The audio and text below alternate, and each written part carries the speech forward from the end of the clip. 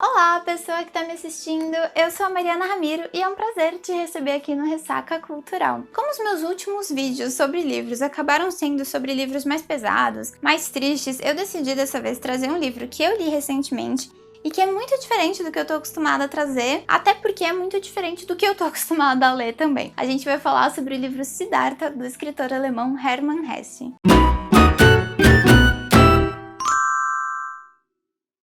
Bom, o Hermann Hesse, autor de Siddhartha, foi um dos escritores alemães mais conhecidos do último século.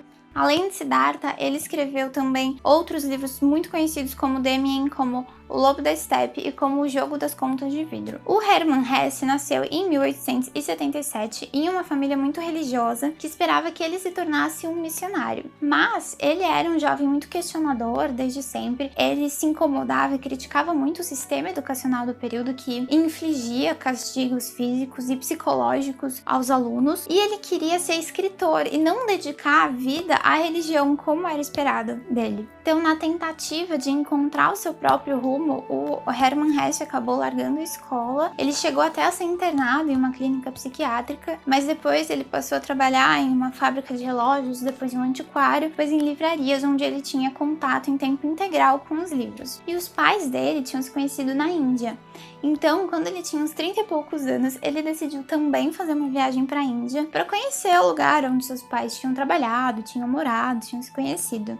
E lá na Índia que surge a inspiração para ele escrever Siddhartha. Bom, vale explicar que o nome Siddhartha tem bastante significado para o budismo, porque Siddhartha Gautama foi o primeiro Buda.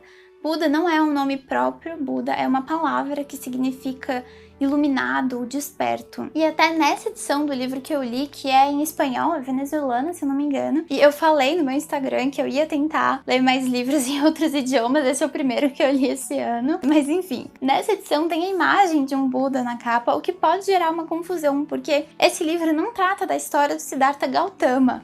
A história aqui é de um outro Siddhartha, que é o personagem do livro que o Hermann Hesse trouxe, que é inspirada, sim, na história do Siddhartha Gautama e também tem elementos autobiográficos, né, do autor. Mas o Siddhartha, personagem, é um jovem que decide partir em uma jornada em busca de se afastar do seu eu e de iluminação. Então, ainda jovem, o Siddhartha do livro, que era Brahmani, o que no sistema de castas indiano é uma boa posição, ele decide pedir autorização para o pai para abdicar das suas posses, da sua condição e se juntar aos samanas, aos ascetas. O ascetismo é uma doutrina filosófica que defende a abstenção dos prazeres físicos, os prazeres psicológicos e o autocontrole, porque acredita que o corpo físico é fonte de grande parte dos males. Então, o Siddhartha e o Govinda, que é um amigo dele, que é como um fiel escudeiro, eles deixam tudo para trás e se juntam aos samanas. Mas, depois de passar um tempo com os samanas, o Siddhartha percebe que esse não é o caminho dele também. Então decide trilhar outro caminho.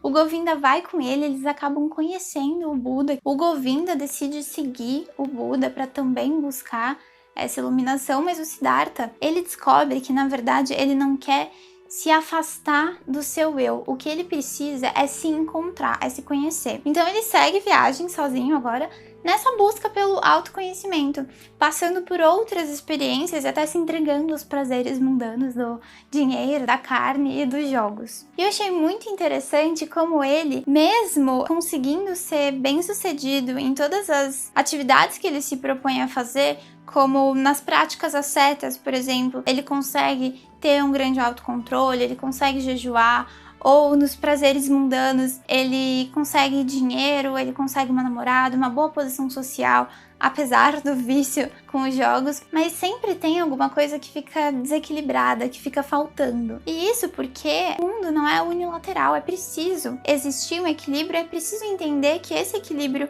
é necessário. As pessoas não são só santas ou só pecadoras.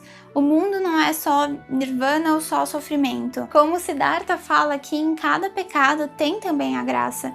Em cada menino tem o velho, em cada velho tem o menino, em cada morte tem a lembrança da vida. E na leitura do livro eu lembrei muito também de um pensamento que é muito comum a gente ver por aí, que eu não sei se tem uma frase exata, mas é alguma coisa como aprenda a apreciar o caminho e não só o destino. E para o Siddhartha, a única maneira da gente adquirir conhecimento que é diferente de sabedoria é vivendo. Então não tem como impedir que as pessoas vivam as suas experiências, elas precisam ter as suas experiências, porque é só assim que a gente aprende e só assim que a gente pode encontrar o nosso caminho também. E esse livro traz várias reflexões sobre autoconhecimento e sobre a vida, mas eu acho que elas são muito individuais, muito particulares. Eu acho que essas reflexões vão significar coisas diferentes para pessoas diferentes, para momentos diferentes da vida também.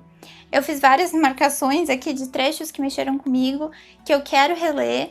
E muito provavelmente, se eu for reler no futuro, eu vou ter uma interpretação diferente, vai significar alguma coisa diferente para mim. E o livro foi escrito em 1922, mas ele estourou de vender também nos anos 60, na época da Guerra do Vietnã, quando as pessoas do movimento hippie estavam muito cansadas dos ideais do período, do consumismo, da violência, então elas adotaram o Siddhartha como um guia espiritual e o Hermann Hesse como um guru. Então dá pra ter uma ideia de que realmente é um livro marcante e que vai gerar bastante reflexão. Siddhartha é diferente de tudo que eu tô acostumada a ler, mas eu gostei muito da leitura e eu recomendo também. É uma leitura rápida, o livro não é grande e a linguagem não é difícil também.